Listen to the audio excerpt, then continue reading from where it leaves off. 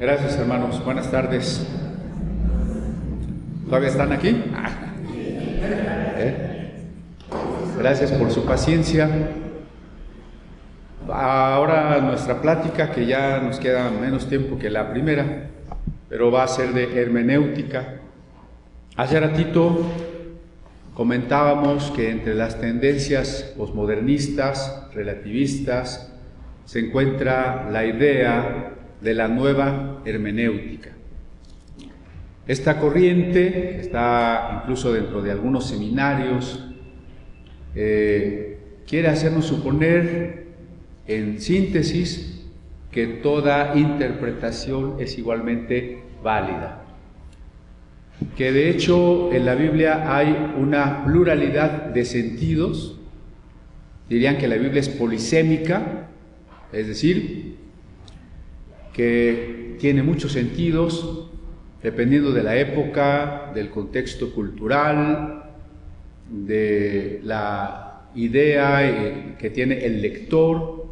Incluso nos dicen que nunca leemos el mismo libro, porque aunque aparentemente todos tenemos la misma publicación, la manera de entenderla es diferente en cada uno y nunca nadie lee el mismo libro que la otra persona.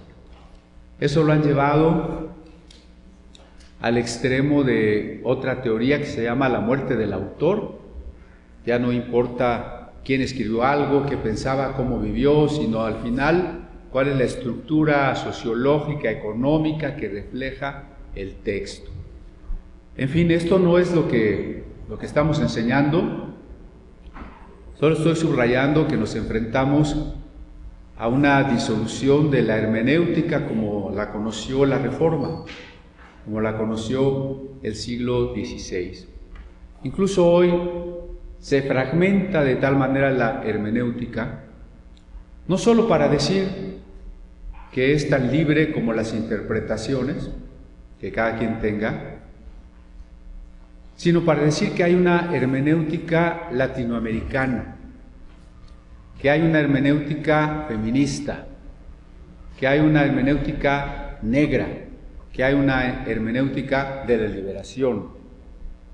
Y así la hacemos pedacitos, porque entonces resulta que cada grupo puede tener su hermenéutica y podemos hacer combinaciones tan extrañas como una hermenéutica feminista, ecologista de la liberación negra, ¿no? Entonces, y bueno, estoy hablando dentro del mundo de las iglesias y seminarios que se llegan a ofrecer este tipo de cursos. Yo diría que partamos de la universalidad de la Biblia en el sentido de que la hermenéutica, bien entendida, siempre es una interpretación de la Biblia. Y la Biblia no cambia, y en ese sentido es al igual que muchas otras disciplinas del conocimiento, como por ejemplo, no podemos hablar de unas matemáticas mexicanas o latinoamericanas. Las matemáticas son universales. El entendimiento de la Biblia, en tanto que una obra universal, que tiene un mensaje para todo ser humano, de cualquier época, de cualquier cultura, tiene que ser igualmente una hermenéutica universal. ¿Por qué? Porque partimos de algunos axiomas. Axiomas son verdades, principios de punto de partida. No se puede partir nunca de cero. Partimos de algunas cosas, por ejemplo, que si existe una revelación, si la Biblia es una revelación, es porque Dios ha querido dar un mensaje. Y si Dios ha querido dar un mensaje, eso significa que no cada quien puede entender el mensaje que quiera, ¿no? Digamos, es una contradicción desde la definición misma, decir por un lado que Dios ha dado un mensaje y por el otro decir que cada quien puede entender el mensaje que quiera. Entonces, si partimos del hecho de que Dios ha dado un mensaje, entonces quiere decir que la tarea del hermeneuta es descubrir cuál es ese mensaje de parte de Dios. Digamos, en el lado liberal está esa idea de que hay muchas hermenéuticas. Del lado neopentecostal está la idea de que no hay que estudiar y que la hermenéutica es de hombres y no la necesitamos y que Dios así directamente nos va a revelar todo. Entonces yo creo que valdría la pena ir al capítulo 8 del libro de los Hechos para ver por qué la hermenéutica. Ahí encontramos a Felipe, que se acerca a un carro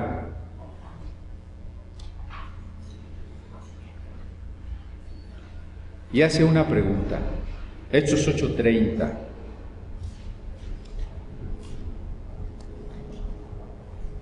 Acudiendo Felipe, le oyó que leía al profeta Isaías y dijo: pero ¿entiendes lo que lees? Esa pregunta es clave, ¿no? Diríamos, es la pregunta de la razón de ser de la hermenéutica. Aunque ustedes no lo crean, una vez me tocó una discusión con un pastor que decía: la Biblia no se interpreta, la Biblia dice lo que dice. Pues precisamente ahí está el problema. ¿Y qué dice? ¿No? Y eso si no nos vamos a ciertos pasajes tremendamente complicados. Incluso pasajes que, como en Apocalipsis 12 dice: y vi una señal en el cielo. Entonces, si es una señal, ¿qué significa una señal? Entonces sí, la Biblia dice lo que dice, pero ahí es donde está el problema. ¿Y qué dice? Interpretar no significa que yo entienda lo que quiera. Quizá es el peor sentido de la acepción de interpretar. Interpretar significaría explicar, comprender correctamente. ¿Sí? Con interpretar no estamos diciendo lo que a mí me parezca, sino queremos decir extraer el verdadero sentido. Ustedes que ya llevaron seminario, pues solamente recordarán que la palabra hermenéutica deriva del concepto de Hermes, el mensajero de los dioses, o Mercurio, el mismo. Y Hermes no va y dice lo que se le antoja. Hay un mensaje que tiene que decir. Entonces, la hermenéutica es la proclamación y la recuperación del entendimiento de ese mensaje. Y la interpretación es el correcto entendimiento de ese mensaje. Fijémonos en la pregunta, cuando Felipe dice: ¿entiendes lo que lees? Quiere decir que es posible leer sin entender. La mayoría de nuestras ovejitas se acercará al texto bíblico y frecuentemente se encontrará con ese problema. No entiende lo que está leyendo. Y gracias a Dios, pues ese es nuestro ministerio. Para eso nos llamó Dios, para explicarle a las ovejitas lo que están leyendo, ¿no? Y entonces contesta el eunuco en el 31, y él le dijo: ¿y cómo podré si alguno no me enseñare? Entonces la hermenéutica es tan necesaria que la pregunta ¿entiendes? Implica la posibilidad de no entender. Y la respuesta, pues no puedo si alguien no me explica. Entonces quiere decir que no podemos soslayar, no podemos evadir la necesidad de la hermenéutica. Y dice el versículo 35, entonces Felipe, abriendo su boca y comenzando desde esta escritura, le anunció el Evangelio de Jesús. La tarea final y la meta de la hermenéutica es proclamar a Cristo, es ayudar a que las personas entiendan quién es Cristo, ¿no? Ahora, toda tarea hermenéutica conlleva riesgos, siempre, no puede ser de otra manera. Yo creo que toda la vida cristiana conlleva riesgos. Hace rato que hablábamos de la vida del Espíritu, pues precisamente uno de los riesgos fue que muchas iglesias se desviaron hacia los emocionalismos, pensando que eso era el Espíritu, ¿no? Fue un riesgo. Cuando hablamos del amor de Dios, ahorita comentábamos con un hermano, ¿verdad? Es posible que la gente caiga en esa forma cursi de hablar de Dios, como hacen algunos cantantes pop cristianos. es un riesgo, pero no olvidemos que el amor es decisión, no es esa emoción melcochosa, cursi, el angelito que nos flecha el corazón, ¿verdad? Hay riesgos. ¿Por qué? Cuando Dios le dijo a Moisés y al pueblo de Israel que poseyera la tierra prometida, 10 de aquellos 12 espías dijeron: no podemos. Las ciudades son amuralladas, hay gigantes, la tierra traga a sus moradores, no vamos a poder. Es decir que aunque la tierra es prometida, ¿no? Aunque es para nosotros y aunque Dios va con nosotros, hay gigantes. Y ahí es donde otra vez nos vamos a enfrentar a decisiones. El cristianismo es un camino de decisiones. ¿Enfrento el reto o no lo enfrento? ¿Me dejo vencer por los gigantes, por los peligros, por los errores hermenéuticos? ¿O conquisto la tierra que Dios me está proveyendo? ¿No? La Biblia ya la tengo. La Biblia ya me fue dada por Dios, ya es para mí. Eso no quiere decir que ya la conozco, que ya la entiendo, que ya la investigué. Esa es mi tarea. Ahora mi tarea es poseer esa tierra prometida. Y sí, a lo largo del camino voy a pasar muchos riesgos, muchas posibles desviaciones. Voy a tener que evadir herejías que por ahí me van a salir al paso de manera muy peligrosa. Pero es necesario. Allá en el libro de Nehemías 8 se dice que todo el pueblo se juntó para escuchar la lectura de la ley. Y entonces, mientras se leía la ley, dice que Nehemías ponía el sentido. Eso significa que el hebreo, como lengua cotidiana, se perdió en el cautiverio babilónico, cuando el pequeño grupo de judíos que regresó a la Palestina, la mayoría no regresó, ya no regresaron hablando hebreo, sino arameo. Y este pasaje, cuando dice que se leyó la ley de Dios y Nehemías ponía el sentido, significa que se leía en hebreo y Nehemías traducía al arameo. La hermenéutica implica un primer paso, que es la traducción, ¿no? Y ahí tenemos creo que nuestro primer desafío. ¿Y qué Biblia? Y a lo mejor es todo otro tema también muy interesante, ¿no? ¿Qué versión? ¿La Reina Valera? ¿La nueva versión internacional que por ahí en internet dicen que es del diablo? ¿La Dios habla hoy que muchas iglesias rechazaron? ¿La Biblia católica que algunos no quieren ni tener en su casa? ¿Cuál Biblia, no? ¿Cuál traducción? No es cierto que a una Biblia ya le quitaron un versículo para aquí, un versículo para allá, y los hermanos asustados dicen: ¿y por qué ya le quitaron versículos a la Biblia, no?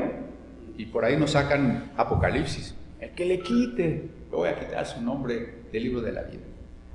Entonces ahí empieza. Ahora, la traducción al arameo en sus orígenes fue más bien una paráfrasis, es decir, una explicación libre del texto hebreo. Pasó mucho tiempo en que los targumim, o traducciones arameas, se fueran poniendo por escrito, y aún así siguieron siendo paráfrasis a las que se les añadieron muchas leyendas e interpretaciones rabínicas, ¿no? Pero bueno, lo que me interesa del pasaje de Nehemías es que traducir el texto, poner el texto en un lenguaje que la gente pueda comprender, es muy importante. Y aún a veces con la Biblia en español.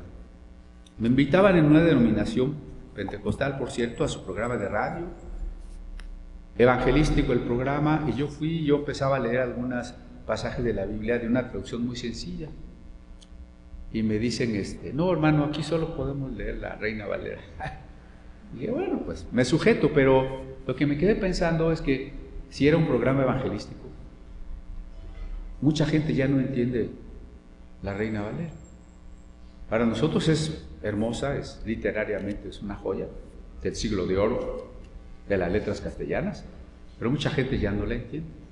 En el trabajo, cuando me llegaban a pedir una Biblia, seguido me decían, sí, ya la leí, pero no la entiendo. Uno que está tan acostumbrado dice, ¿cómo es posible? Pero sí les pasa lo que al eunuco, ¿no? Es que no la entiendo. Entonces, bueno, si yo digo a veces los pastores no entienden la Reina Valera, ¿no? Máquina y limpio, caray. Si no lee bien, pues menos entiende. Máquina y limpio, ¿qué quiere decir? En vez de máquina y limpio, ¿no? Alabad a Dios con salterio. Ay, está saltando, ¿no? Salterio. O sea, ¿por qué? Pues es un vocabulario antiguo, elegante. Sí, pero hay que poner la palabra en formas que las personas puedan comprender. Sin caer, yo creo que es bueno decirlo entre paréntesis, sin caer en la trivialización del Evangelio. Tristemente, ahora hay Biblias para todos los gustos, ¿no? La Biblia Rosita, la Biblia para la mujer de hoy, la Biblia de promesas, la Biblia del hombre íntegro, la Biblia del pastor. ¿Qué? Es la misma Biblia, nada más que le refritean ahí unos comentarios, unos dibujitos. Y se perdió aquel principio protestante del siglo XIX, la Biblia sin notas, para que cada creyente la entienda directamente. Ahora nuestras Biblias están llenas de notas, algunas antibíblicas, como la Biblia de guerra espiritual, ¿no? Y de veras, es deplorable la manera en que como se trivializa el Evangelio, se comercializa, ya todo es vendible, tacitas, camisetas, plumas, carritos, cosas judaizantes, todo es comercio. No, la Biblia hay que ponerla en un lenguaje sencillo, pero no vulgar, no un lenguaje que denigre la seriedad, la sublimidad del mensaje. Es un equilibrio entre llevar a la gente a una superación, a una mejor cultura, y a la vez hacer entendible el Evangelio, que es lo que es nuestra tarea, comunicar el Evangelio, ¿no? Recuerden que también pues vamos a tener tiempo de preguntas para que avienten sus jitomates con toda libertad. No pasa nada.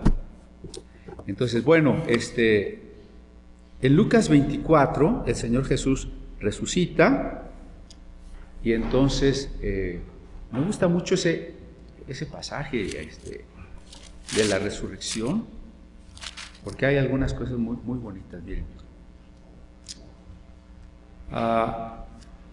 en Lucas 24, 16 dice, mas los ojos de ellos estaban velados para que no le conociesen.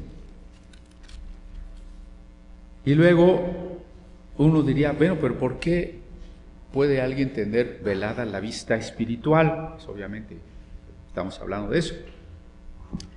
En el verso 25 Jesús le dice a los discípulos, entonces les dijo, oh insensatos y tardos de corazón, para creer todo lo que los profetas han dicho. ¿En dónde radica la ceguera y muchas veces la dificultad? En la falta de fe. Tardos de corazón. El corazón en la Biblia no son las emociones, ¿no? Hoy cuando alguien habla del corazón, habla de la emoción. No, en la Biblia el corazón son las decisiones y los pensamientos más profundos, esos que determinan la vida. Ese es el corazón. Por eso, sobre toda cosa guardada, guarda tu corazón. Por eso del corazón salen los pecados, ¿no? Toda la cultura del Medio Oriente veía en el corazón ese núcleo de la persona. Los egipcios que embalsamaban a sus muertos, por ejemplo, las vísceras como el hígado y el corazón los ponían en unos vasos aparte para conservarlos, y se llamaban los vasos canopos. Y entonces el corazón era quizá el elemento más importante. El cerebro no. Para embalsamar el cadáver extraían el cerebro por la nariz y lo echaban a la basura. Ellos no pensaban que los pensamientos estaban en el cerebro, sino en el corazón, ¿no? Para entender que cuando la Biblia dice corazón, ¿a qué se refiere? Entonces, esta incredulidad del corazón, esta dureza para no tomar esa decisión de la que hablábamos en la primera plática, de tomarla hoy, ¿no? Es ser tardo de corazón. Y entonces dice el 27, comenzando desde Moisés y siguiendo por todos los profetas, les declaraba en todas las escrituras lo que de él decían. Otra vez la hermenéutica. Los discípulos de Jesús conocen las escrituras, las han oído cada sábado a lo largo de toda su vida, pero fue necesario que Jesús les explicara el sentido, lo que significa, lo que profundamente querían decir, ¿no? Y bueno, eso se reitera, por ejemplo, en el verso 44. Estas son las palabras que os hablé, estando aún con vosotros, que era necesario que se cumpliese todo lo que está escrito de mí en la ley de Moisés, en los profetas y en los salmos. Como la iglesia primitiva no tuvo Nuevo Testamento porque apenas se iba a escribir, pues el antiguo era su Biblia, ¿no? En particular la Septuaginta, dividida en la ley, los profetas y los escritos, por eso la Tanaj. Y dice que Jesús, ¿qué es lo que hace Jesús? Explicarles cómo se cumple todo lo que del Mesías está dicho en las tres secciones de lo que hoy llamamos Antiguo Testamento. ¿Qué dice la Torá acerca de Jesús? ¿Qué dicen los Neviim acerca de Jesús? ¿Qué dicen los Ketubim acerca de Jesús? Y Él se los explica para que entiendan que la muerte, la cruz, la resurrección estaban allí, pero no la habían visto. Por eso la hermenéutica, ¿no? Porque está allí, pero no la hemos visto. Porque está allí, pero no hemos encontrado el sentido. Pero no solo una tarea intelectual, es una tarea espiritual. Recuerden cuando dice que su corazón era tardo y que sus ojos estaban embargados. En contraste con ello, el verso 45 dice, entonces les abrió el entendimiento para que comprendiesen las escrituras. Es una tarea divina. La hermenéutica requiere estas dos cosas, ¿no? El compromiso del que estudia, la explicación del que enseña y la acción divina de abrir el entendimiento. No es fácil, con razón decíamos hace rato, ¿por qué hay tantas doctrinas, tantas herejías?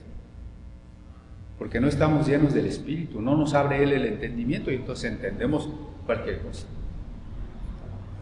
Entonces, bueno, creo que con estos pasajes me interesa mucho que comentemos por qué es necesaria la hermenéutica. No es ni el extremo neopentecostal de que no la necesito, ni el extremo liberal de que cada quien entienda lo que quiera.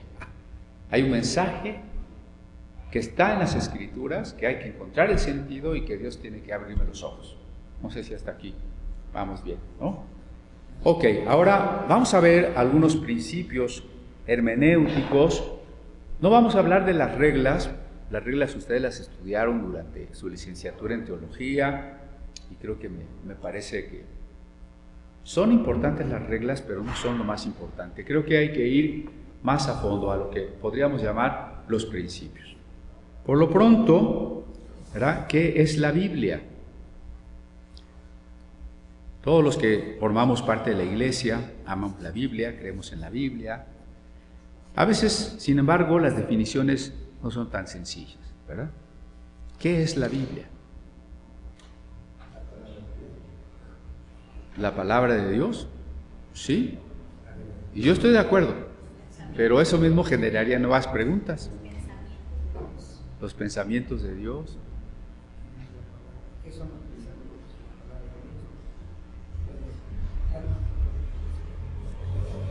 A ver, vamos a Juan 5:39. Quien lo tenga, pues si nos ayuda a leerlo.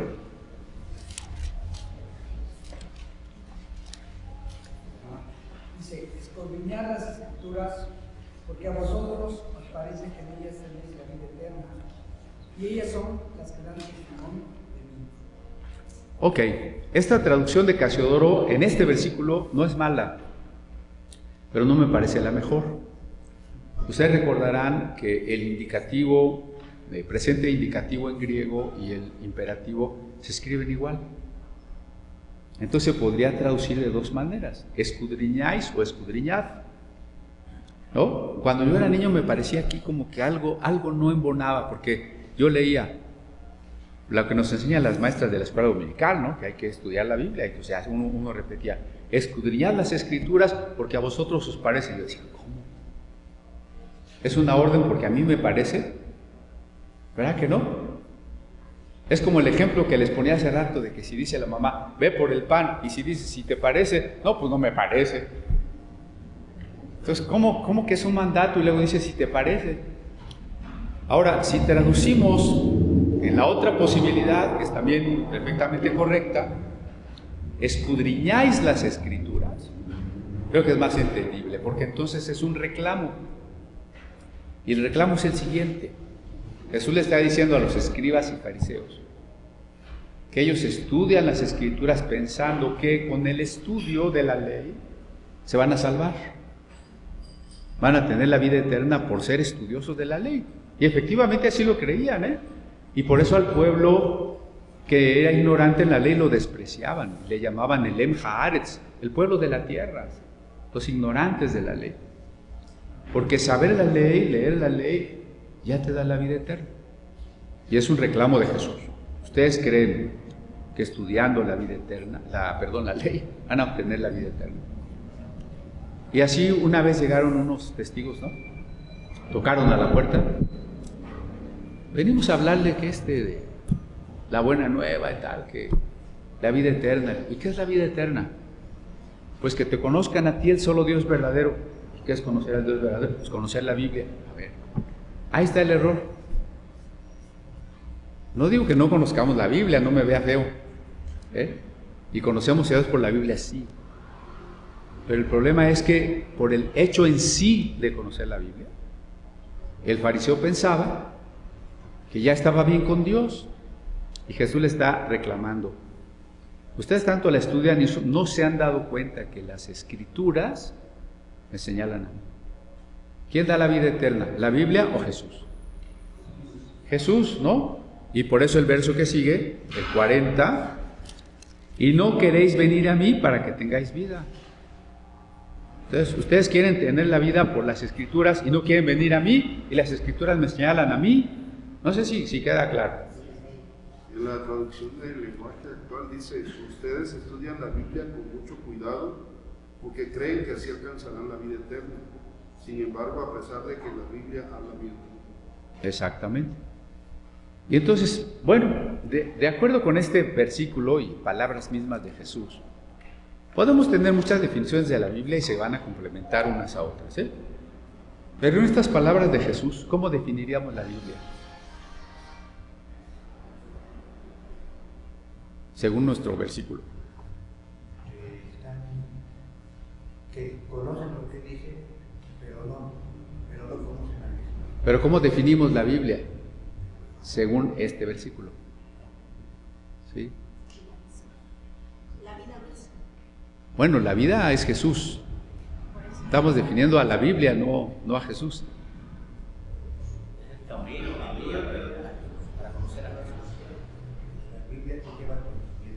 Claro, ellas dan testimonio de mí. ¿Qué es la Biblia? El testimonio acerca de Jesús. No sé si estamos... Digo, es una de las definiciones, pero ahora me interesa mucho por la cuestión hermenéutica. La Biblia es el testimonio acerca de Jesús. Por eso cuando en Lucas dice que Él les explicó en la ley, los profetas y los salmos, es decir, toda la Biblia es el testimonio de Jesús. No nada más el Nuevo Testamento, no nada más Juan 3:16, toda la Biblia, que diríamos que podemos partir en 4 partes: la ley, los profetas, los escritos y la doctrina de los apóstoles. Son las 4 partes de la Biblia, ¿no? No sé si están de acuerdo conmigo. ¿Lo repito? ¿Sí? En la forma judía son 3 primeras: la ley, los profetas y los escritos. Y el Nuevo Testamento, que es más correcto, la doctrina de los apóstoles. Son las 4 partes de la Biblia. Todas ellas tienen una razón de ser primordial, es ser testimonio acerca de Cristo, acerca del Mesías que había de venir, de lo que tenía que hacer, de lo que tenía que vivir, de cómo tenía que morir, de la resurrección, del establecimiento pleno de su reino, ¿o no? Toda la Biblia es el testimonio acerca de Jesús. Toda la Biblia es el testimonio acerca de Jesús. Ahora, ¿por qué eso tiene gran importancia? Porque miren, un primer principio es que en todo pasaje de la Biblia, aunque no sea de forma directa e inmediata, tiene que decirnos algo acerca de Jesús. Todo. Si algún pasaje, alguna lectura, alguna interpretación de la Biblia demerita la persona, la obra de Jesús, es una interpretación incorrecta. Toda la Biblia, en una hermenéutica correcta, tiene que apuntar a comprender mejor a Jesús. ¿Sí? No puede ser de otra manera. Cristo es el centro de la Biblia. Es la razón de ser de la Biblia. Lutero decía incluso que hay un canon dentro del canon. Él decía que hay pasajes que revelan más claramente a Cristo. Digo, tenga cierta razón o no, pero él, por ejemplo, decía la epístola de Santiago, y porque estaba en discusión ese punto, ¿no? Decía, bueno, pues podría no estar en la Biblia y no se pierde gran cosa. Pero los pasajes más apostólicos son los que más revelan a Cristo. Y él pensaba entonces en Romanos, en Gálatas, San Juan, ¿verdad? Entonces sí, Cristo es la clave de lo que buscamos en la Biblia. Cualquier distracción, cualquier interpretación en contrario, cualquier cosa que pusiera en el punto central otro tema que no es Cristo, sería una hermenéutica incorrecta. ¿Por qué? No porque se nos ocurre decirlo, sino porque estamos partiendo de la definición que acabamos de dar. La Biblia es el testimonio de Jesús. ¿Eso quién lo dijo? Jesús, ¿no? O sea, es Jesús mismo el que dice que las Escrituras son testimonio de Él. Entonces seamos lógicamente coherentes. Si las Escrituras son el testimonio de Él, entonces toda la Escritura está encaminada a Jesús. Por eso sabemos que la ley y los profetas se cumplen en Cristo. Recordamos aquel episodio en el monte Tabor, cuando el Señor se transfigura. ¿Quiénes están a su lado? Elías y Moisés, que como sabemos serían la representación de la ley y los profetas. Antes de que la Biblia se llamara Biblia, ¿cómo se llamaba? La ley y los profetas, ¿no? Así en Lucas, ¿no? Cuando Abraham le dice al rico en el Hades, la ley y los profetas tienen. O cuando en Hechos 28 dice que Pablo le explicó a los judíos que Jesús era el Mesías con la ley y los profetas. Antes de que se creara la palabra Biblia, a estas sagradas escrituras se les llamaba la ley y los profetas. Entonces, Elías y Moisés representan la ley y los profetas. ¿Y quién está en el centro? Cristo. Ahora, la voz del cielo, fíjense qué interesante, la voz del cielo no dice, oigan la ley de Moisés, oigan a los profetas, este es mi hijo amado, a él oíd, ¿no? O sea, esa es la voz del cielo, ese es el testimonio del cielo. Ahora, nosotros vamos a reconocer a la Biblia como la suprema autoridad, la suprema norma de la fe y de la conducta. Yo creo que es algo que tenemos claro, pero que no está de más repasar.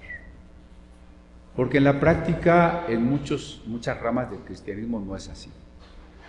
Por lo pronto, para la época de la Reforma, el problema es que en la Iglesia Católica había otras fuentes de autoridad, ¿no? Estaba la Biblia más la tradición, es toda la patrística, más el magisterio de la Iglesia, son los obispos, concilios, más, después del Concilio de Trento, el Papa, ¿no? Entonces, 4 fuentes de autoridad y al final, pues la Biblia en la práctica quedaba en último lugar, como en el caso de los fariseos, que les dice Jesús, con sus tradiciones, la Torá oral, invalidan la palabra de Dios. Para el fariseo era más importante la Torá oral que la Torá escrita. Pero Jesús les dice, con la Torá oral ustedes invalidan la palabra de Dios. Entonces, no puede haber más fuentes de autoridad. En el caso de algunas de las denominaciones históricas, no falta, y yo creo que no vinieron hoy, pero sí tengo que decirlo, no falta el hermano que le pone más peso a la disciplina, a los estatutos, a la confesión de fe, al catecismo, a la teología de fulanito de tal, que a la Biblia. No me vean con cuernos, pero no debe de ser.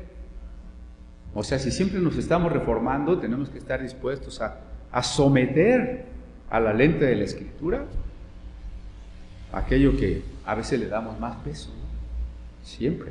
En el mundo neopentecostal no se diga. ¿Quién tiene más autoridad que la Biblia? Las revelaciones del apóstol, el ángel que se me apareció, lo que el Espíritu me reveló, la profecía que me dieron. ¿No es cierto? O sea, no, tenemos que volver a la Biblia.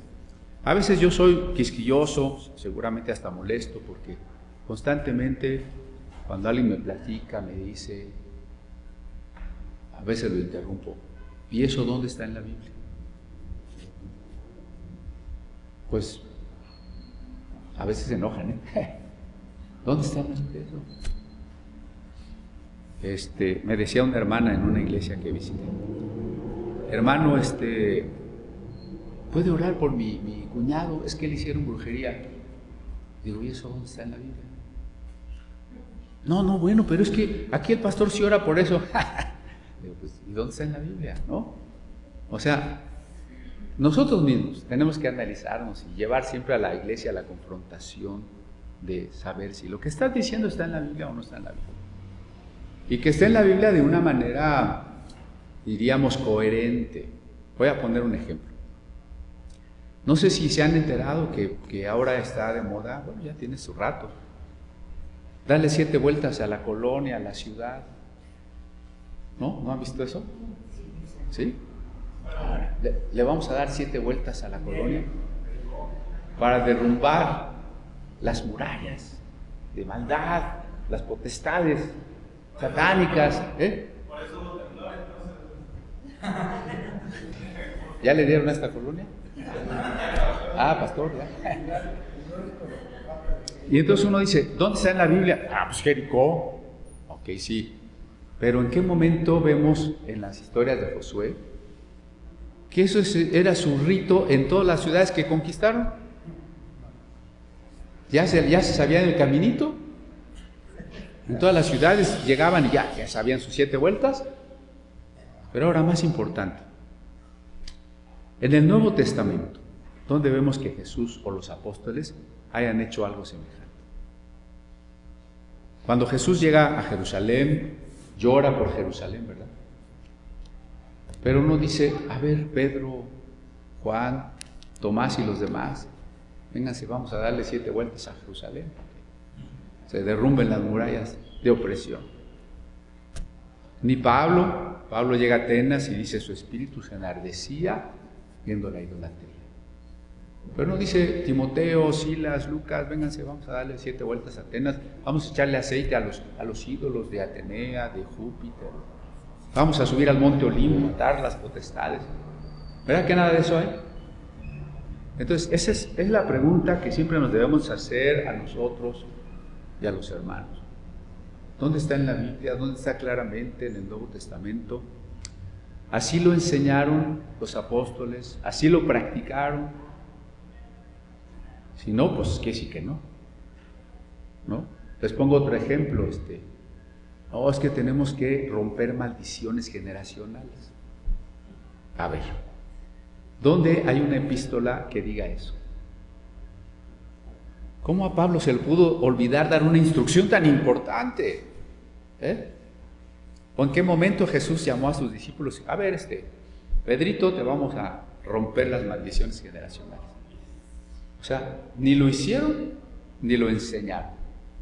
Pues si no está en la Biblia, pues no está. Tan importante es lo que está como lo que no está, ¿verdad? Porque cuando hablamos con un católico le decimos, el Papa no está en la Biblia. Ah, bueno, entonces es importante lo que no está. Porque a veces nosotros creemos o aceptamos cosas que no están. Pues sí, la Biblia es el testimonio acerca de Cristo, el centro del mensaje es Cristo, y no podemos aceptar ni creer, al menos en materia de fe, no podemos aceptar nada que no esté claramente dicho en la Biblia. Y eso es parte de la libertad de examen, ¿no? El que nadie me puede imponer ni obligar a creer o a practicar, decía Lutero, algo que yo no encuentro claramente en la Biblia. Es un principio reformado que se llama libertad de examen o libertad de conciencia. ¿Sí?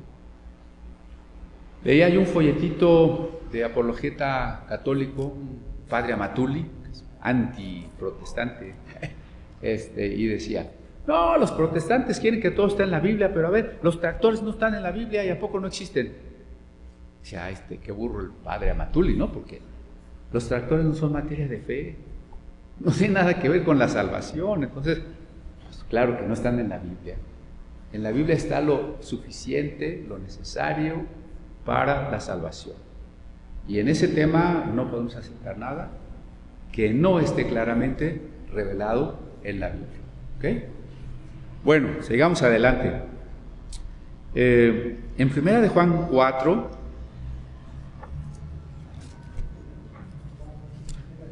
tenemos un pasaje muy interesante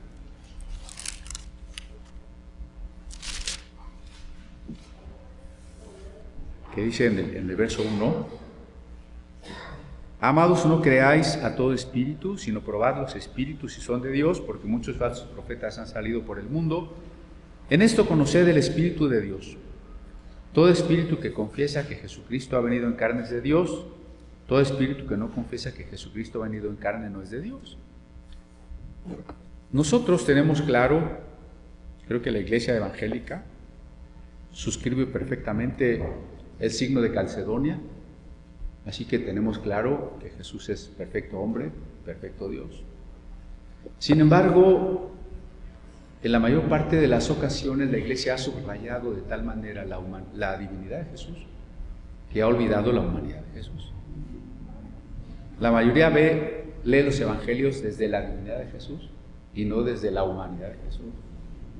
Cuando Jesús está humillado, cuando Jesús está sometido a las condiciones del humano, depende de conocer la voluntad de su Padre, de la guía del Espíritu. Es tentado, se cansa, tiene hambre, etcétera, ¿no? Entonces a veces no vemos a Jesús como humano, y por supuesto hay quien no lo ve como divino. Para tener un concepto completo, necesitamos siempre tener presente ambas cosas: que Jesús es divino, humano. Si negáramos la humanidad, dice aquí que sería hasta doctrina de anticristo, ¿no? Y a veces esa doctrina de anticristo es tan sutil, tan tierna, como esto que acaba de pasar el 25 de diciembre. ¿Qué hace la gente el 24 en la noche? Arrullan al niño. Desde ese concepto está naciendo el niño Dios. Si cada 24 de diciembre nace el niño Dios, ¿Jesús fue plenamente humano? ¿Verdad que no? ¿Qué humano nace cada año? ¿Qué humano vuelve a ser niño? Fíjense que con qué cosa tan simpática la gente acaba ignorando quién fue realmente Jesús, ¿no? Y ahora todavía falta el 2 de febrero, que llevan los muñequitos a bendecir y los visten. de doctor y le oran al niño doctor, al santo niño de Atocha, al niño futbolista, ¿no? Le oran, le piden. O sea, fíjense qué manera se pierde la persona de Cristo. Hablando de Cristo, pero no es Cristo. Entonces, por eso tenemos que tener muy claro que Jesús es humano y divino al mismo tiempo. Bueno, esto, que es naturalezas de Cristo, son compartidas por las Escrituras como testimonio acerca de Cristo. Es decir, la Biblia es un libro divino-humano. ¿Sí? La Biblia es un libro con las dos características. Es divino y es humano. Es divino porque el mensaje, la revelación, pues, la dio el Señor, ¿no? El Señor habló, el Señor nos dio esa palabra. Pero es humano porque ¿quién la escribió? Seres humanos, en lenguas humanas, en culturas humanas, ¿no es cierto?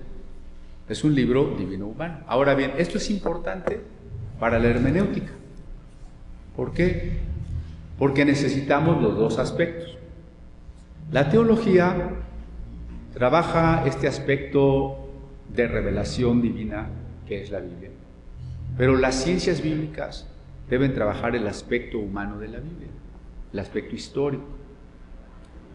La teología siempre tendrá un mejor fundamento si se ha basado en las ciencias bíblicas, ¿no? Recuerden que las ciencias bíblicas son el estudio en sí del texto, de su historia, de los manuscritos, del canon, de las formas literarias, todo eso, ¿no? Entonces, muchas veces no podemos entender bien un pasaje si no hemos pasado por ese análisis. Y hace rato que hablábamos de las exposiciones de la Biblia, también decíamos que entender mejor la naturaleza del texto nos permite interpretar mejor el texto. Hay una moda que se llama los códigos de la Biblia, no sé si han oído. Los códigos de la Biblia, ¿no han oído por ahí? Bueno, es la idea y hay libros de que meten el texto bíblico a una computadora, sobre todo el texto hebreo, y entonces la computadora va a encontrar, digamos, algoritmos de letras que aquí y allá forman ciertas palabras, ciertas fechas, y que entonces esos son secretos que están en la Biblia y que gracias a ese análisis computacional nosotros vamos a leer lo que no podemos leer así. Bueno, eso implica no conocer la naturaleza de la Biblia. Suponer que la Biblia es un libro mágico, la Biblia es un libro esotérico, la Biblia es un libro de cosas escondidas, y no es así. La sabiduría clama desde las azoteas, ¿no?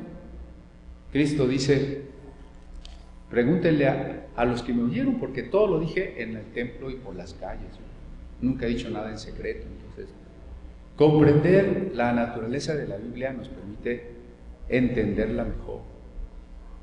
No comprender su naturaleza, pues desde los aspectos más ingenuos y supersticiosos, como el que pone la Biblia abierta en la sala de su casa para que se vayan los malos espíritus, o el que le abre al azar y pone el dedo para ver qué le dice Dios, está ignorando cuál es la naturaleza de la Biblia y por eso no la puede comprender, ¿no? Bueno, entonces, si es un libro divino humano, también me gusta definirla como dijeron hace rato, la palabra de Dios en las palabras de los hombres. La palabra en singular y con mayúscula, ¿no? La palabra de Dios en las palabras de los hombres. Esto es importante porque algunos estudiosos de ciencias bíblicas se quedaron sin fe, de tal manera que a muchas iglesias, sobre todo de corte fundamentalista, las ciencias bíblicas les espantan, dicen, no, vas a perder la fe, porque sucedió. Pero también al revés, ¿no? Muchos no pueden entender la palabra de Dios porque no entienden el contexto, la época, el sentido que tenía en la cultura, en la época en que se dio. Entonces necesitamos conjuntar ambas cosas. ¿Qué quería decir esta palabra en su momento? ¿Es un texto seguro? ¿Está en todos los manuscritos? ¿Cuál es su forma literaria? Etcétera. Y una vez que podemos dilucidar el pasaje, entonces ya tenemos una base más firme sobre la cual construir la interpretación teológica, que es al final el objetivo, ¿no? ¿Cuál es el mensaje de Dios? Para mí, el mensaje de Dios para la iglesia, porque como pastores nuestra preocupación última no es la correcta interpretación, sí lo es, pero quiero decir, en aras de otra cosa, en aras del amor por las ovejas, en aras de que queremos alimentarlas, ¿no? Queremos alimentarlas con algo que es correcto, porque también tenemos claro que dice, procura con diligencia presentarte a Dios como obrero aprobado, que no tiene de qué avergonzarse. Al final, como dirá Santiago, los maestros recibiremos mayor condenación. Y entre otras cosas porque pues a veces enseñamos algo que no era, algo que no investigamos, algo que oímos y nada más repetimos, ¿no? O sea, hay que ser muy cuidadosos porque añade ahí el texto, como obrero que no tiene de qué avergonzarse. Y luego da la razón, que traza bien la palabra de verdad, ¿no? La hermenéutica es esa tarea de trazar bien la palabra de verdad. Ahora, Juan 1:18, me regreso a Juan 1:18.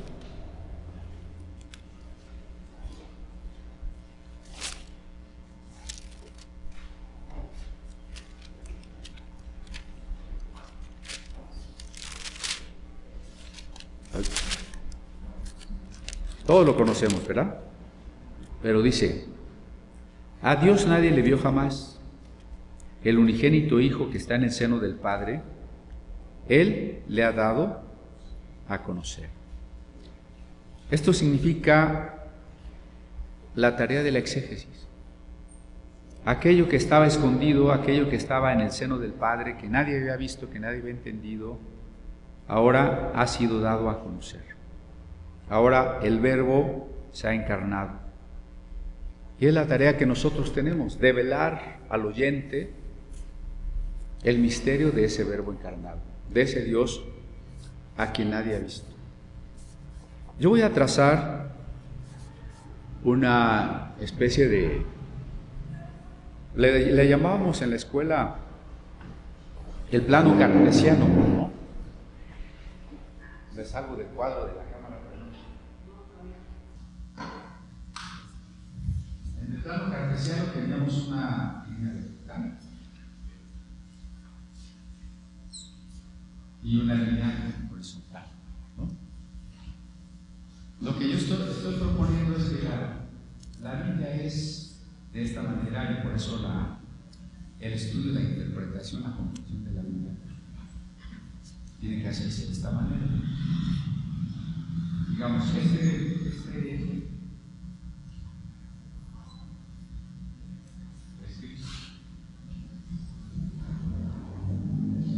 Y este eje es la historia.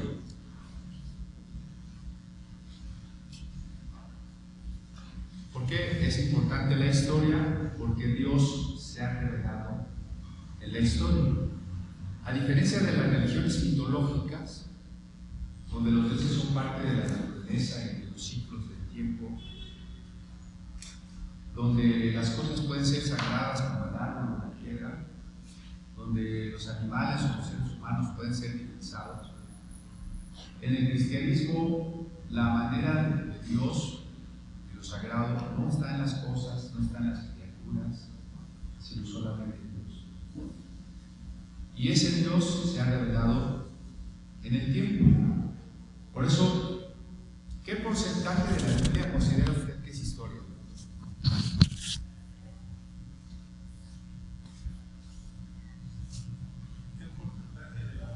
¿Qué porcentaje es historia? O sea, relatos del Pentateuco, los libros históricos, los evangelios, hechos, todas las historias de la Biblia, ¿qué porcentaje le gusta?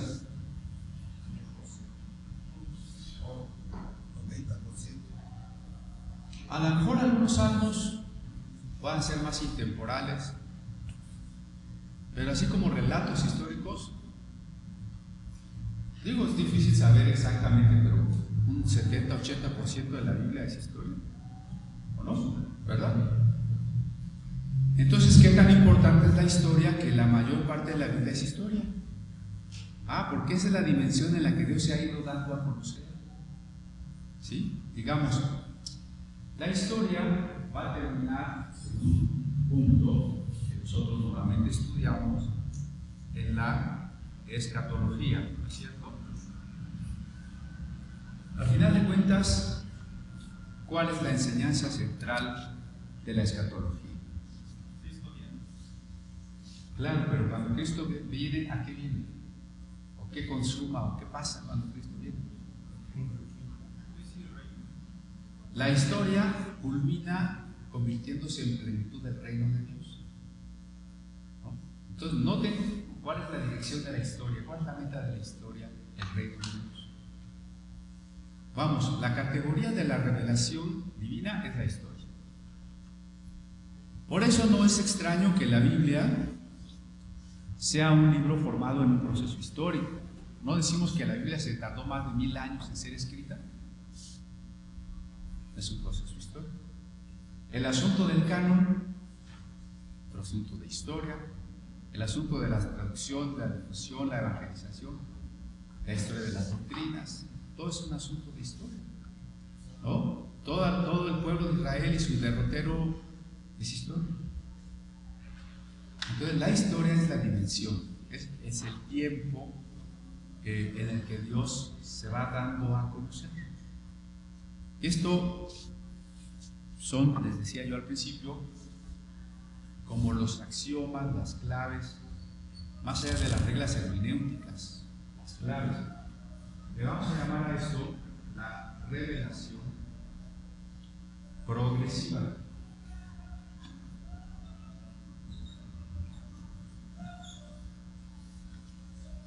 Revelación progresiva.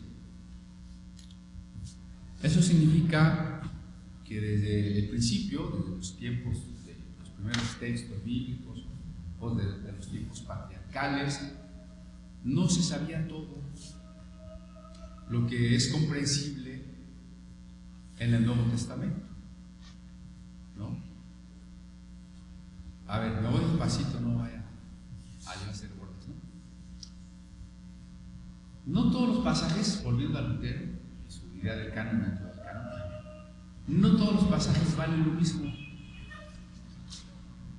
A ver, toda la Biblia es palabra de Dios, sí. Y sin embargo, ¿todos los pasajes valen lo mismo? No.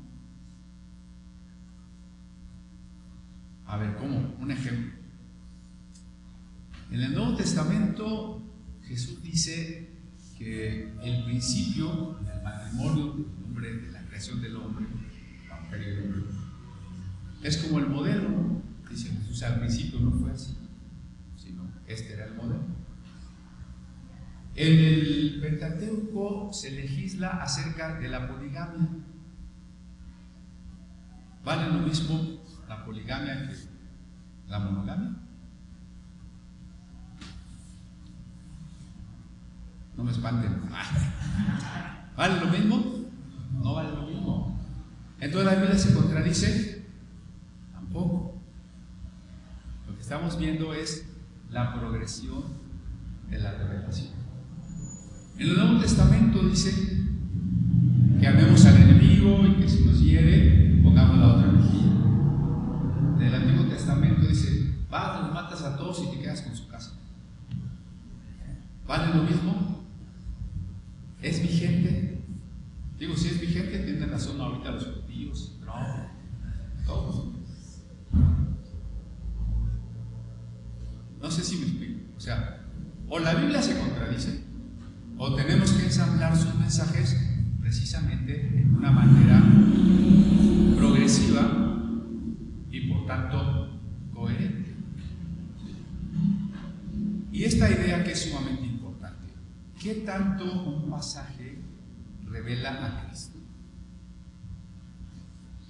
Vamos a suponer un pasaje de las genealogías.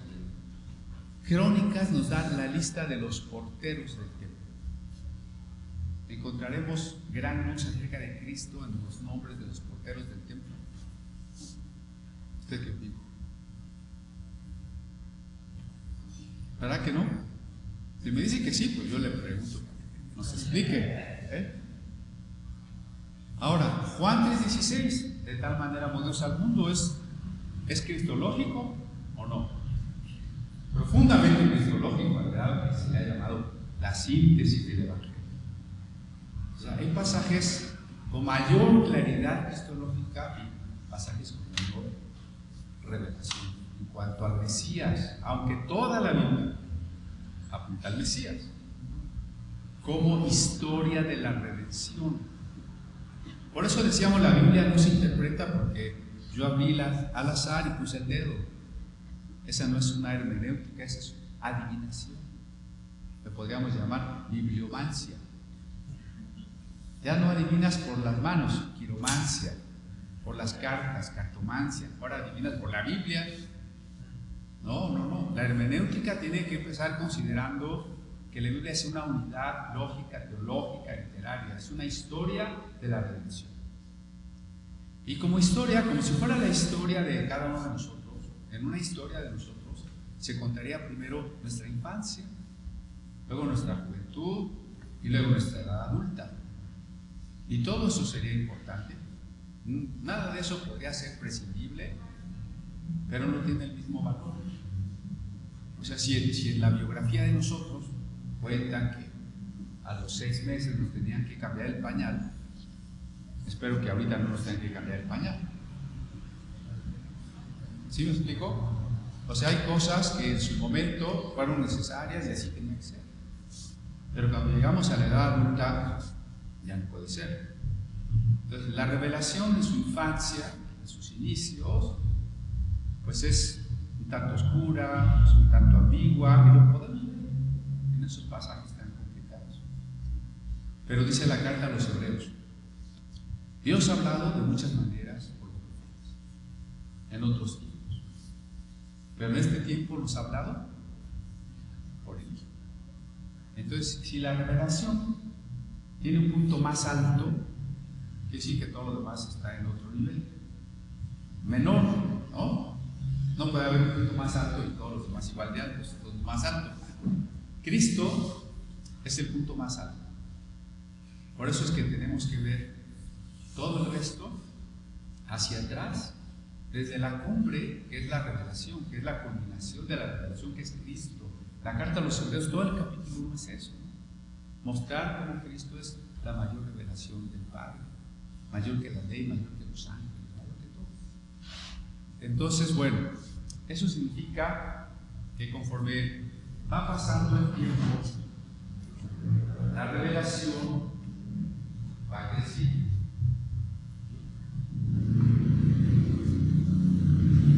Esta idea es apocalíptica. O sea, Dios está como soberano de la historia, va guiando todo hacia la meta del reino y la eternidad. Y esta idea fue muy bien entendida, muy bien interpretada por San Agustín, cuando comprendió, a diferencia de las concepciones paganas de la historia, que veían en ellas ciclos o cosas tan trascendentes. Agustín vio la historia como algo que sucede una sola vez, de manera lineal, y que se dirige hacia una meta. Esa fue la concepción cristiana de la historia durante toda la Edad Media. Cuando la filosofía empezó a separarse de Dios, sin embargo se quedó con la idea de una historia que progresa. Es el caso del positivismo.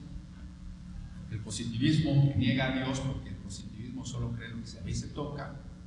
Sin embargo, el positivismo supone que gracias a la ciencia la humanidad se dirige a un punto de progreso total, donde gracias, repito, a la ciencia, todo ser humano podrá tener lo que necesita y todos vamos a vivir felices y en paz. Esa es una idea milenialista, apocalíptica, pero secularizada, tomada de aquí, pero sin Dios, ¿no? Ese es el positivismo que tanto dominó en México desde el Porfiriato hasta los años 70 del siglo pasado. También el marxismo. ¿Qué es el marxismo? Es algo parecido a eso. Del esclavismo pasamos al feudalismo, del feudalismo pasamos a la burguesía, de la burguesía al capitalismo, del capitalismo al proletariado, y luego al comunismo. Y se acabó la historia porque ya llegamos al punto donde se acaban las contradicciones y se establece la sociedad sin clases. Otra vez lo mismo. Un apocalipsis secular, un milenialismo sin Dios. Pero tomado de la Biblia, ¿no? A fin de cuentas es la misma idea de la Biblia. De una historia que avanza, de una historia que progresa, de una historia que va hacia algún lugar. Eso lo vio muy claramente Hegel. Entonces, esto es importante. Y les pongo otro ejemplo. Discutiendo con algunos creyentes de los que piensan que tras la muerte el alma no está consciente, ellos aducen pasajes del Eclesiastés. Dicen, no, aquí en Eclesiastés dice que el muerto nada sabe, que el animal y el hombre les pasa lo mismo y todo se acaba. Ok, entonces es correcto interpretar Lucas o Mateo a la luz de Eclesiastés, o debería ser al revés, interpretar Eclesiastés a la luz de Lucas. ¿Cuál es lo correcto? Claro, lo correcto es desde la Magnus, estudiar la Magnus, ¿no? Si nos queda claro que Eclesiastés es un libro de lo que pasa debajo del sol, y Lucas tiene muchísimo más claridad de lo que trasciende a lo que está debajo del sol, pues es desde Lucas que vamos a iluminar Eclesiastés y no al revés. Ahí tenemos un caso donde un tema escatológico, que es el estado posterior a la muerte, es muy mal entendido por quien se regresa a un estadio de la revelación que no corresponde al Nuevo Testamento. No sé si me explico en esto, ¿no? Ahora, esta doctrina de prosperidad seguido maneja. Es que Dios enriqueció a Abraham, es que Job era muy rico, es que Salomón era muy rico. Y los apóstoles pues eran muy pobres, ¿no? Entonces, ¿qué hacemos? ¿Queremos la riqueza de acá o la pobreza de acá? ¿Cuál deberíamos? ¿En dónde hay más revelación? ¿En dónde las bendiciones eran terrenales y materiales y dónde eran espirituales? Es parte de la gran confusión, ¿no? Mucha gente quiere basarse en la teocracia judía, olvidando que esa era una dimensión terrena, se luchaba por una tierra física, un pueblo físico, unas bendiciones físicas. Y la iglesia es un pueblo espiritual, con una tierra espiritual, con unas bendiciones espirituales, ¿no?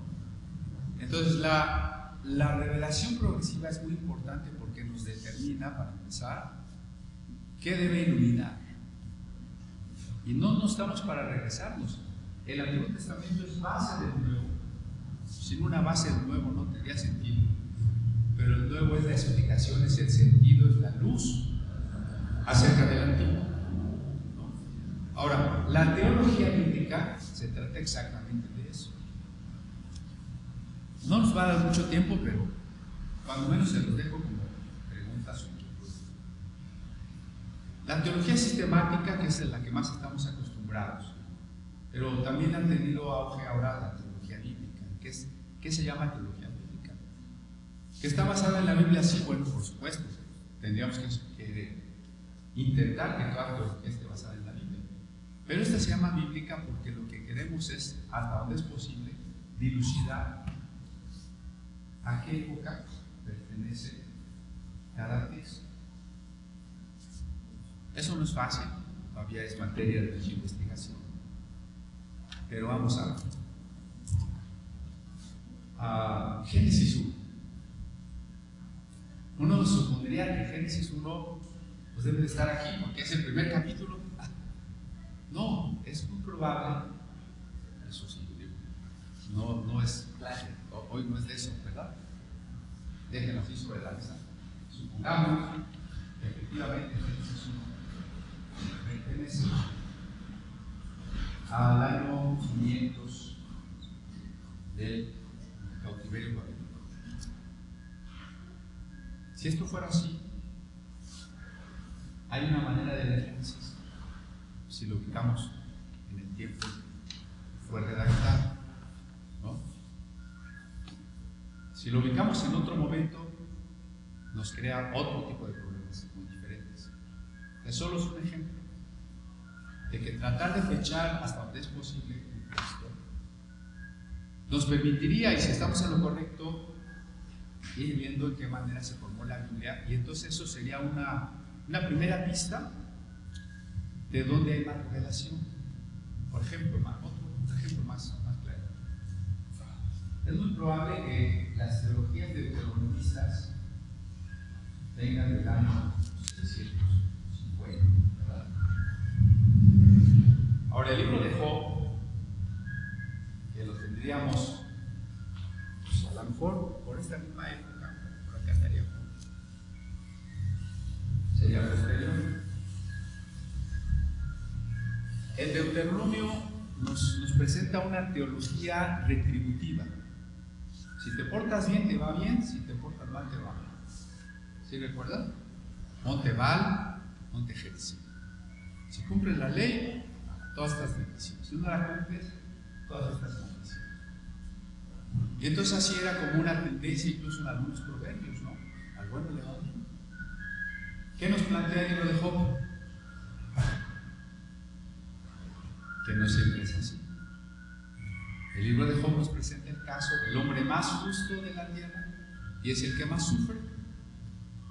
Y sus amigos, que tienen la teología retributiva, le dicen: Job, si te está yendo tan mal, es porque has de haber cometido un gran pecado, ¿no? Entonces, al tratar de ubicar cada pasaje en su fecha, podemos ver la discusión teológica. La literatura sapiencial de Job discute contra la teología deuteronomista retributiva, ¿no? Ahora, eso, a su vez, es un paso en la progresión de la revelación.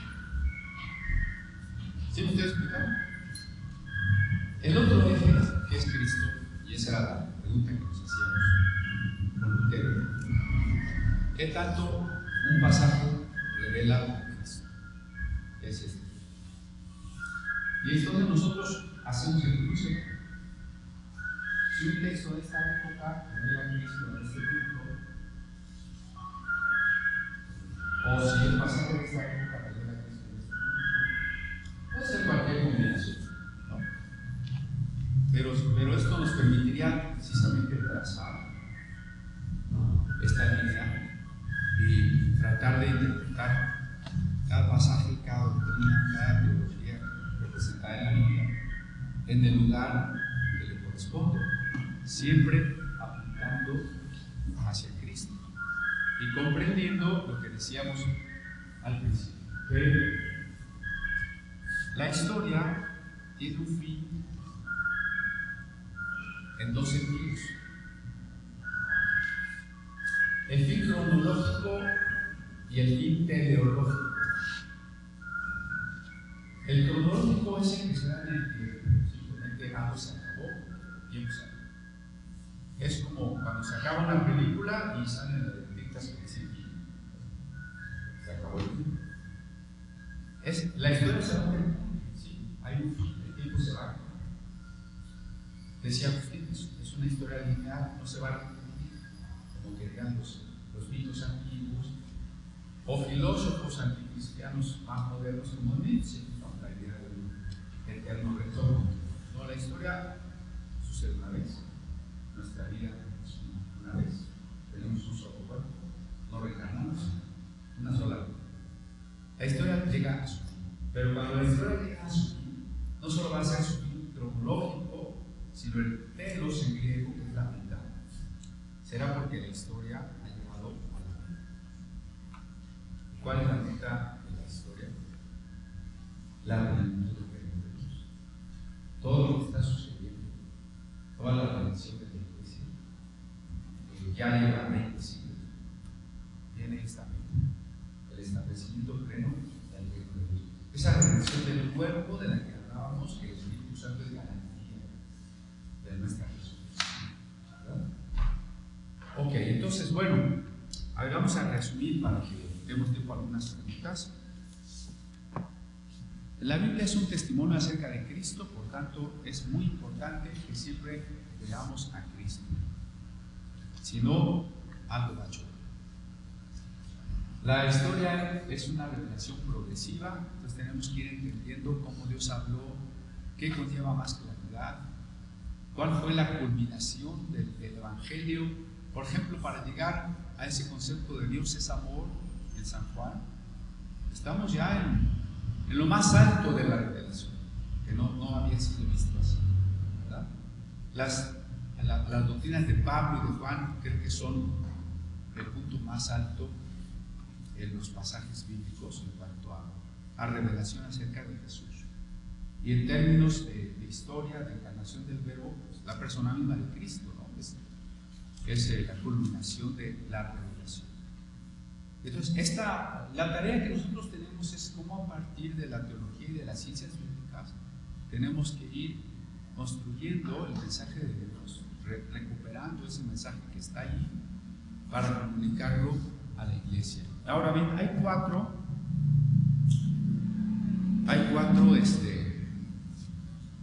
grupos en que puedo colocar la mayor parte de las herejías. Las herejías son muchas, pero es posible que en cuatro grupos más o menos abarquemos lo que comparten. Vamos a llamar las herejías que comparten ideas gnósticas.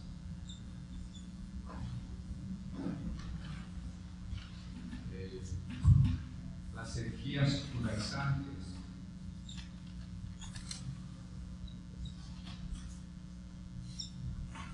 Las herejías legalistas y las herejías voy a poner mundanas. A ver si me puedo explicar en esto para que luego ya pasemos a las preguntas. Recuerden que el gnosticismo, a diferencia de la revelación bíblica, no le da importancia a la historia, sino es así como una experiencia mística. La experiencia mística es suprahistórica y siempre es dualista, es decir, siempre hace una preferencia por lo espiritual y desprecia lo material. Siempre ve en lo material lo malo, lo poco importante, lo pecaminoso, y ve en lo espiritual supuestamente lo luminoso. ¿En qué corriente principalmente se manifiestan las ideas gnósticas? Estoy hablando de nuestro tiempo, ¿no? La historia de las doctrinas es muy larga, donde había también estas cosas, pero ahora estas cuatro corrientes. Primera, yo también podría llamar a esto el movimiento de la fe, ¿no? Este es todo lo que involucra el movimiento de la fe, que es un movimiento que cobró auge, si no nació, cuando menos cobró auge, por allá de 1950 en Estados Unidos, con predicadores como Kenneth Hagin, otros, Kenneth Copeland también, Catherine Kuhlman, todos los predicadores que en síntesis nos invitan a tener fe en la fe. Tu fe es algo tan poderoso. Tu fe puede desatar las promesas de Dios. Tu fe puede mover la mano de Dios. Tu fe puede obrar milagros. Fíjense que eso es un tener fe en la fe. ¿Cómo? Y para colmo se siguió distorsionando eso para llegar a concebir la fe como una especie de fuerza mental, como en el libro de La Cuarta Dimensión de Paul John Bishop, el coreano, otro coreano, que decía, es que te tienes que embarazar de la visión. Tienes que tener, tú te quieres casar, haz una lista de cómo quieres a tu pareja. Embarázate, visualízalo, míralo al espejo y te va a llegar, ¿no? Entonces la fe se convierte en una fuerza mental para conseguir lo que yo quiero. Al grado de, pues, después traspasar eso a la idea del dinero. Tú decreta que va a venir dinero, decreta que va a haber riqueza. Y decía Oral Roberts allá en su universidad, no, es que me faltó no solo decretar que va a haber dinero, sino ordenarle el dinero. Dinero, ven a mi bolsa. Y una vez escuché en un programa de radio, el predicador decía: salga en este momento y busque un carro de lujo que le guste y ponga la mano y decrete que usted va a tener uno de esos, ¿no? Entonces fíjense que ¿en qué convertimos la fe? En una especie de poder codicioso que me permite al final tener lo que a mí se me antoja. Y la voluntad de Dios, pues, quién sabe, y pregunto por ella, ¿no? Yo estoy decretando lo que yo quiero. Ese es el gran problema. Claro, con algunos pobrecitos versículos jaloneados de los cabellos. Es que aquí en Proverbios dice que en tu boca está el poder de la vida y de la muerte. Lo que digas, y así se llamaba un libro, lo que dices recibes. Entonces la gente, los cristianos, entonces empezaron a aceptar esas doctrinas. O es que si tú dices que estos tacos te van a hacer daño, te van a hacer daño. Mejor di que no te van a hacer daño. Y entonces allá andan ahí hablando positivamente, ¿no?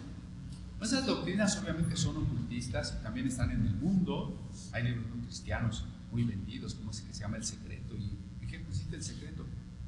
Pues en que tú atraigas todo lo positivo del universo, te alinees y te pongas en armonía con el universo y puro triunfo para ti, ¿no?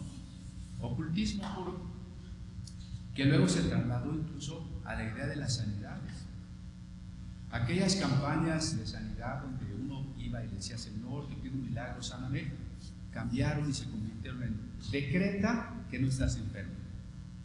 No sé si ven qué distancia tan grande hay entre decir Señor, sáname, a decir decreto que no estoy enfermo. ¿Verdad que hay una gran diferencia? Y de hecho decir decreto que no estoy enfermo es un absurdo.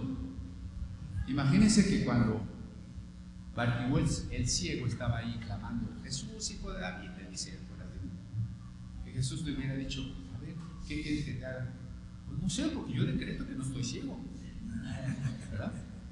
No se puede. O sea, para pedir sanidad tenemos que empezar por reconocer que estamos enfermos. Pero estas doctrinas en realidad recibieron la influencia del esoterismo, probablemente vía la ciencia cristiana. Hay una secta que se llama así, la ciencia cristiana o el Cristo científico, que dice que el pecado, la pobreza, no existen. Son engaños del diablo y nosotros, si somos iluminados, si somos inteligentes, vamos a rechazar esos engaños, esas apariencias, ¿no? Y entonces ahí está la gente diciendo: no, no aceptes los síntomas de tu enfermedad, ese es un engaño del diablo. Tú créele a Dios, no aceptes lo que te dice el diablo. Ya está el pobre con su tumor, ¿verdad? Diciendo que no está enfermo, que ese tumor es un engaño del diablo, que él ya está sano. ¿Y qué termina? Pues que se muere, ¿no? De todas maneras se muere. Entonces, todo eso tiene su origen más remoto en el budismo. Porque el budismo enseña que todo el mundo es apariencia. La única verdad es la de la mente.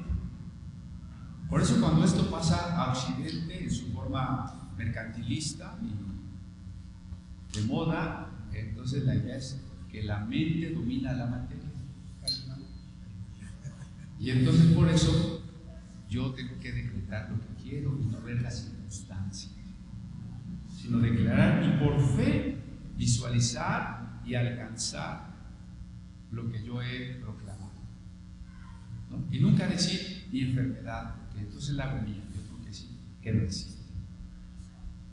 Eso pues aunado a echarle demonios a todo y a todas las personas y la guerra espiritual y tirar a la gente cuando oras 10,000 cosas, es la herejía más difundida.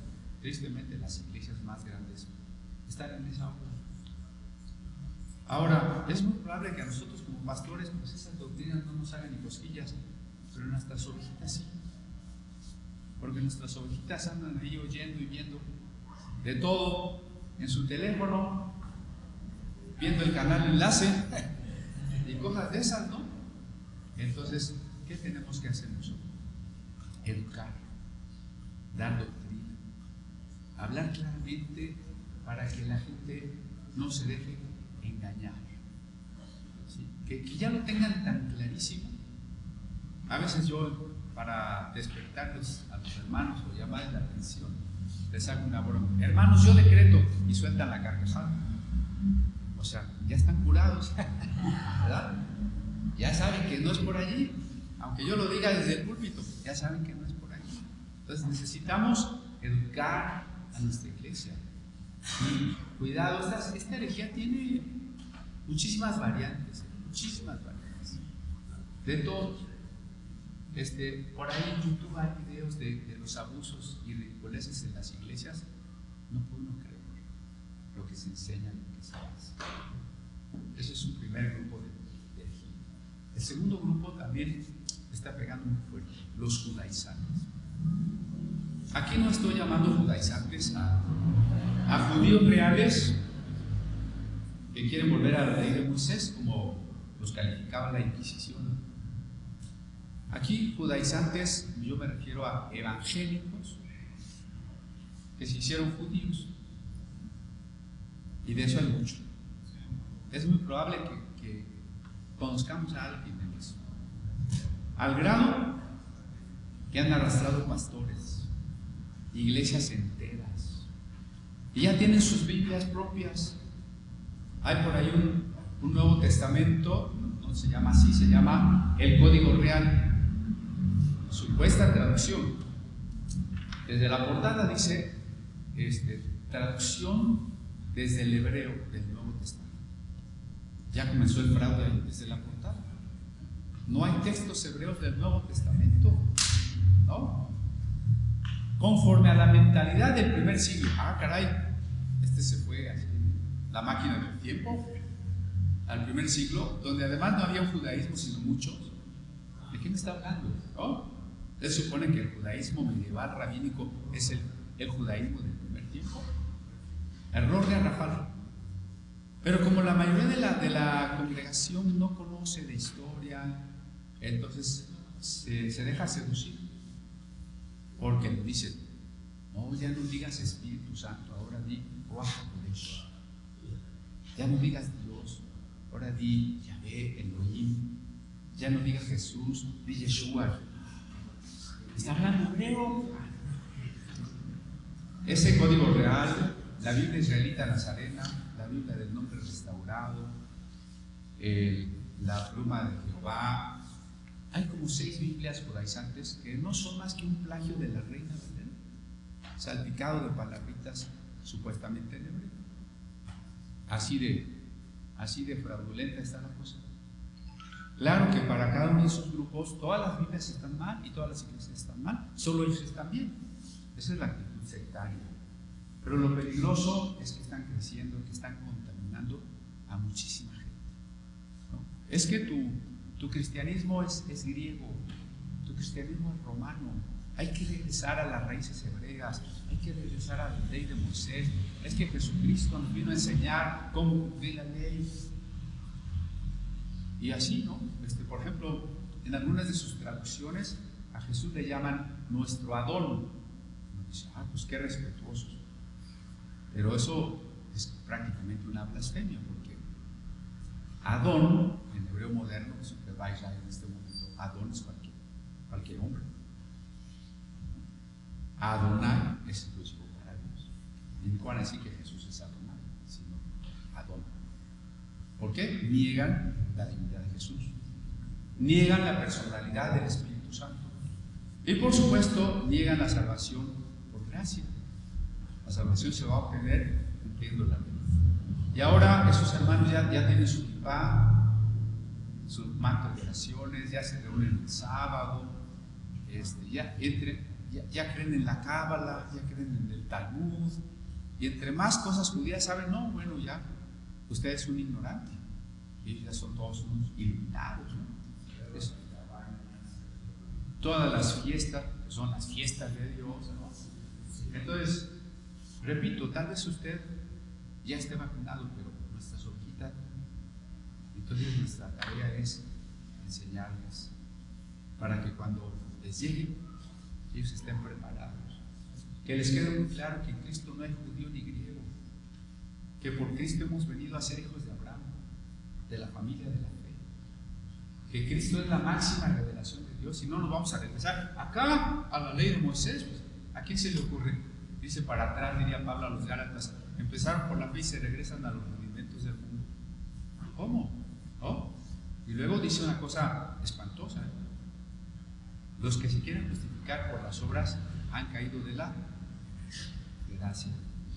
Ahí lo dice Gálatas, no me ve a mí, han caído de la gracia. Y el que traiga otro evangelio, sea así de fuerte. Pues tenemos que enseñar, tenemos que prevenir a los hermanos, porque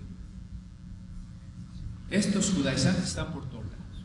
Llegué a Puebla y entré a una librería, había muchas cosas judías, y los que estaban ahí atendiendo, pues unos sacapuastras, ¿no? No es discriminación, aclaro. Eran unos sacapuastras. ¿Por qué venden tantas cosas judías? Es que somos judíos. Para que vean, ¿no? Resulta que en la Sierra de Guerrero, de Puebla, ya son judíos, ¿no? Así está la cosa de seductora. Las herejías son seductoras, por eso tenemos que tener cuidado. Los legalistas, está desde el legalismo católico o de testigos de Jehová o de los propios judíos auténticos, pero que no son creyentes en Jesús. Salvación por la ley, salvación por las obras, salvación por los méritos, ¿no? Pero también las iglesias evangélicas que, como decíamos hace rato, perdieron el espíritu y se quedaron con el ritualismo, se quedaron con el orden, se quedaron con sus estatutos, se quedaron con exigir a la iglesia que se porte bien, y no la llevaron a más, a una verdadera experiencia espiritual. Incluso las iglesias que no entienden la certeza de salvación, porque dicen, no, bueno, si ya fuiste salvo por gracia, pero si tú andas mal y viene Cristo, te quedas. Y si andas mal y te mueres, ahorita no te salvas. Entonces, ¿soy salvo o no soy salvo? ¿No?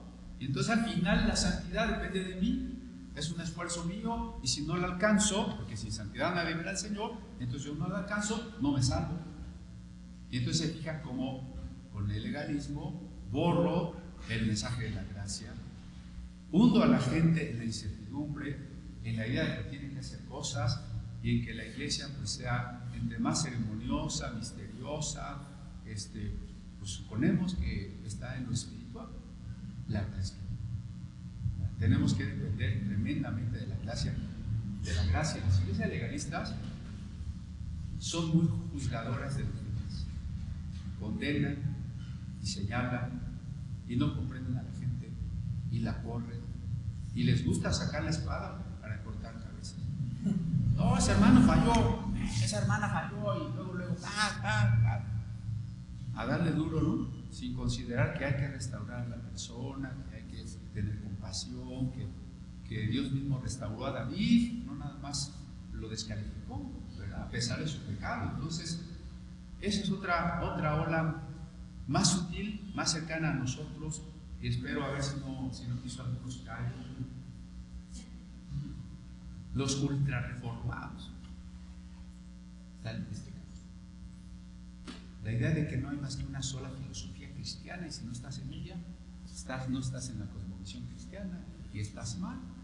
Y entonces toda la economía, toda la educación, toda la política tiene que someterse a la cosmovisión cristiana, porque la iglesia tiene que dominar al mundo y tiene que establecer y redimir la cultura. Y, caray, ¿y dónde dejamos entonces la predicación del evangelio si convertimos todo en un mandato cultural? Y para colmo, dominionista. Al final la iglesia quiere tomar la redención de la cultura, pero yo me pregunto, ¿cómo vamos a redimir la cultura, la política, la economía con personas no regeneradas? Es una contradicción. Es un dominionismo postmilenialista. Ellos suponen, ¿verdad?, que ya estamos en la época de establecer el milenio sin el retorno de Cristo tal cual. Pues es una herejía que está muy cercana a nosotros y que ha dividido a la iglesia presbiteriana. Estamos obligados como pastores a investigar y a trabajar esos aspectos que, como estos otros, también tienen sus orígenes un tanto oscuros, ¿no? Especialmente, y aunque parezca increíble, pues en un sacerdote católico que tenía ideas bastante esotéricas, ¿no? Y las herejías mundanas, o que diríamos contemporizadoras de las ideologías del mundo. Es decir, cuando lo que está de moda en el mundo es el marxismo, entonces nos inclinamos a la teología de la liberación. Ahora, lo que está de moda es la ideología de género, pues somos una iglesia de ideología de género. No, bueno, ahora está pegando fuerte lo que ya mencioné, el feminismo, la decolonización, y entonces la teología queer. Y entonces suponemos que la iglesia está obligada a caminar a la par del mundo, a comprometerse con el mundo, y acabamos diluyendo el evangelio. Aquí hay un error básico. Esta corriente en particular quiere leer la Biblia desde la lente de las ciencias sociales. Vamos a leer la Biblia desde la antropología. Vamos a leer la Biblia desde la sociología. Vamos a leer la Biblia desde los derechos humanos, ¿no? Vamos a leer la Biblia desde el feminismo. Entonces la Biblia ya no es la última autoridad. ¿Se acuerdan que estábamos diciendo que la Biblia tiene que ser la última palabra? Desde el momento en que yo la supedito a las ciencias sociales, estoy cometiendo muchos errores. Primero, le estoy quitando a la Biblia el lugar primordial que le corresponde. Pero la segunda cosa es que las ciencias sociales no se ponen de acuerdo. Dentro de las teorías antropológicas o psicológicas hay muchas y se contradicen. Y la teoría sociológica o política o filosófica que yo adopte hoy, el siglo que viene ya no está de moda. Y como yo dejé a Cristo para casarme con esta teoría, yo voy a ser viudo a la próxima. Ese es el gran error que se está cometiendo aquí. Todas las herejías las podemos agrupar en uno de estos. Y yo quisiera así dejar la advertencia, la invitación a meditar, a reflexionar, porque si eso estuviera lejos de la iglesia, bueno, es el mundo. No, son cosas que están en la iglesia, se están metiendo a la iglesia, ¿no? Entonces, es nuestra tarea, porque ciertamente en cuanto a vida y experiencia, ser lleno del Espíritu es la clave. Pero entender la Biblia, aplicarla correctamente, es el complemento. Palabra y Espíritu. Ese debe ser nuestro anhelo, que no hay que perder de vista. Palabra y Espíritu. Palabra y Espíritu. ¿Verdad? Pura palabra, puro estudio sin Espíritu, me vuelve frío y sin poder. Puro Espíritu se convierte en pura emoción y pérdida de la visión y de la luz. Palabra y Espíritu. Siempre, ¿no? Entrega total, porque la teología no es solo una actividad teórica. La teología tiene que ser vivida. Dios no me va a hablar más allá de lo que he vivido. Si Abraham no hubiera salido cuando yo le di un sal, ya no hubiera habido nada. Solo porque Abraham dio un paso, la revelación continúa. Si no damos el paso, ahí nos quedamos. Por eso la decisión de entregarnos, ¿no? Yo no sé si estamos con tiempo.